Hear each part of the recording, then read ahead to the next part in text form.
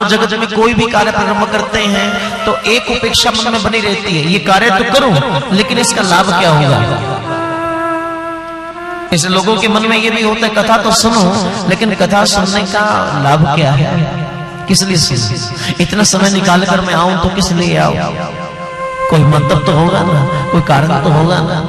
और गोविंद की कथा बैठकर सुनो, ठाकुर श्री वृंदावन बिहारी की आप लीला सुन रहे हो तो परम रस की लीला है, परम आनंद की लीला है। जैसे जैसे सुनोगे ना, आज पहले दिन कुछ और हो लेकिन जब 8वें दिन सुनकर उठोगे ना तो कुछ और ही बनकर उठोगे। मान लो पहले दिन तुम एकदम नीरस हो, जब 8वें दिन गोविंद की कथा सुनकर उठोगे तो परम रस में सराबोर होकर उठोगे। पहले दिन जो कोयला है, अगर कोयला नित्य प्रति 8 दिन की कथा सुने, 8वें दिन जब उठेगा तो कोयला नहीं रहेगा, वो हीरा बनकर प्रकट हो जाएगा। इतना महात्मा है, बहुत महिमा है भागवत कथा की। भागवत कथा साक्षात रूप में श्री वृंदावन बिहारी का वांगमयी स्वरूप है। पूरे 125 वर्ष भगवान कृष्ण सशरीर धरा पर रहे, यूं नित्य प्रति हर वक्त है। लीला करने के लिए 125 वर्ष का समय चुना। पहले 11 वर्ष श्री राम वृंदावन की लीला है, फिर 14 वर्ष श्री राम मथुरा जी की लीला है, फिर पूरे 100 वर्ष श्री राम द्वारिका जी की लीला है। 125 वर्ष पूर्ण किए हैं और प्रभास क्षेत्र में वृंदावन बिहारी एक वृक्ष के तले चतुर्भुज रूप में प्रकट है। उद्धव जी महाराज गोविंद के पास आए, परम तत्व का उपदेश दिया है उद्धव को, और अब भगवान अपनी लीला समेट कर वापस जाने लगे हैं। तो उद्धव ने प्रश्न किया है, गोविंद ये आपका परम प्रेममय अवतार है, ये आपका परम प्रेममय पूर्ण अवतार है।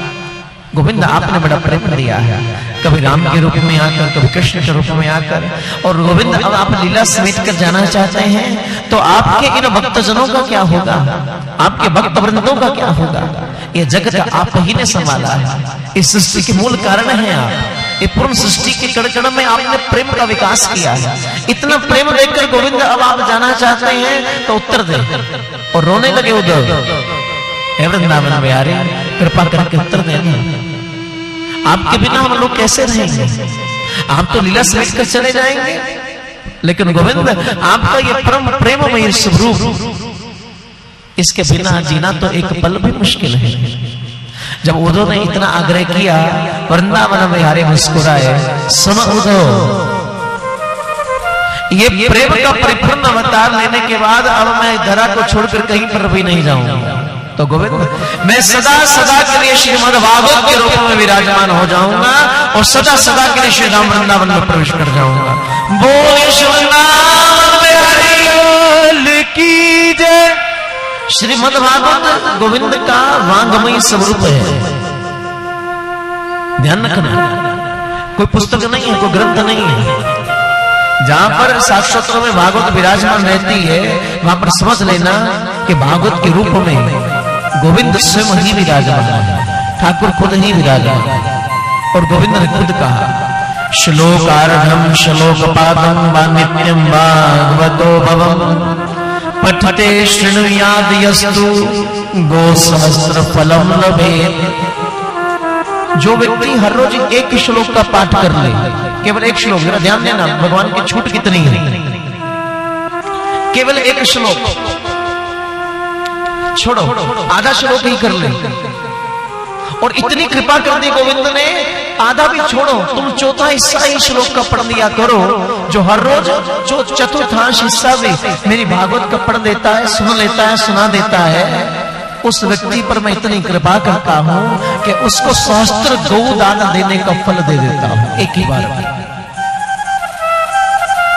जिस घर में नित्य प्रति भागवत होती है उस घर के अंदर सहस्त्र अश्वमेध यज्ञ करने का फल प्रदान कर देता हूं।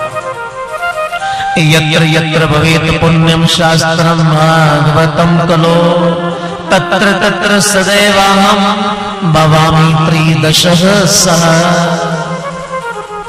और ये सबसे अद्भुत बोल रहे हैं, यत्र यत्र भवेत पुण्यम शास्त्रम भागवतम कलो। जहां जहां जिस जिस घर में मेरी भागवत जी विराजमान रहती है, उस घर में मैं अपने पूरे परिकर के साथ रहता हूं।